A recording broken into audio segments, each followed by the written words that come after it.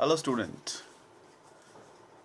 जैसे कि आपको पता ही है कि कल अपन चैप्टर नंबर 1 जिसका नाम है नॉन प्रॉफिट ऑर्गेनाइजेशन के MCQ 1 से लेके 9 तक किए थे।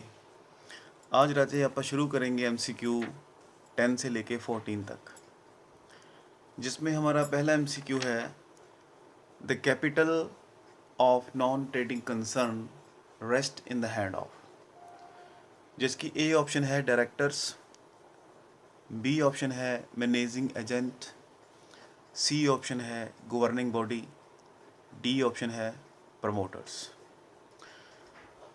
तो राय सबसे पहले इसके बारे में बताना चाहता हूँ कि जो डायरेक्टर हैं वो एक ऐसे एम्प्लॉयज़ होते हैं जो कि कंपनी को चलाते हैं, ये मालिक नहीं होते।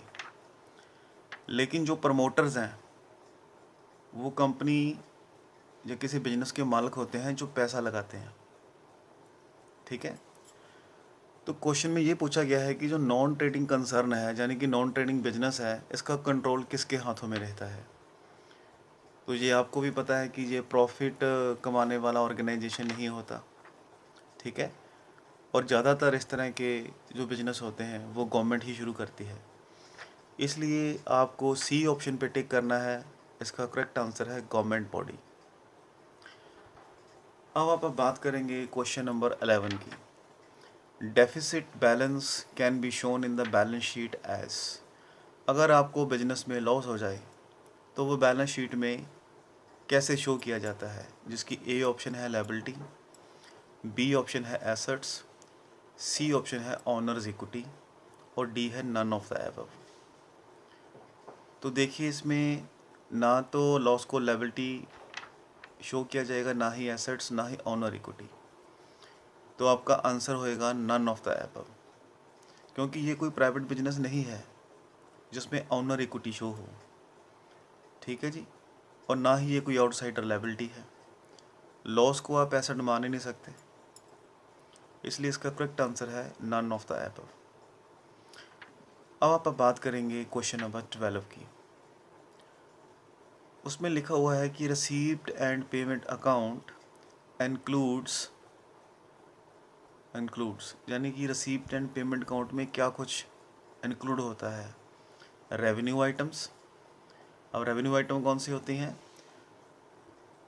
ऐसी चीज़ें जिन्हें खरीद के बाद में बेच दिया जाता है, जिससे हमें प्रॉफिट होता है, उसे बोलते हैं रेवेन्यू आइटम्स। एक होता है कैपिटल आइटम, इसमें होती हैं एसेट्स। अगर आप एसेट खरीदते हो तो उसको कैपिटल आइटम्स बोला जाता है। सी ऑप्शन है बोथ, यानी कि रिसीप्ट एंड पेमेंट में आपको रेवेन्यू आइटम भी दिखाई देंगी और कैपिटल आइटम भी। और डी ऑप्शन है नन। तो आपने रिसीट एंड पेमेंट अकाउंट बनाया हुआ, आप देखते हो कि receipt and payment account cash account की तरह होता है, कैश बुक की तरह होता है। लेफ़्ट साइड में या तो इनकम आती है आपके पास या लायबिलिटी आती है, और राइट साइड में रिसीट एंड पेमेंट की पेमेंट साइड में जहाँ तो आप खर्चे करते हो या फिर आप एसेट खरीदते हो। इसका मतलब है कि रिसीट एंड पेमेंट में रेवेन्यू और कैपिटल दोनों तरह की आइटम्स होती हैं, इसलिए आपका जो ऑप्शन है वो होगा सी, बोथ। अब आप करेंगे question number 13। In income and expenditure account expenses are recorded on. Income and expenditure account में एक्सपेंसेस किस साइड में नोट होते हैं? ये तो आप सबको पता ही है कि हमारी डेबिट साइड खर्चों की होती है और क्रेडिट साइड इनकम की।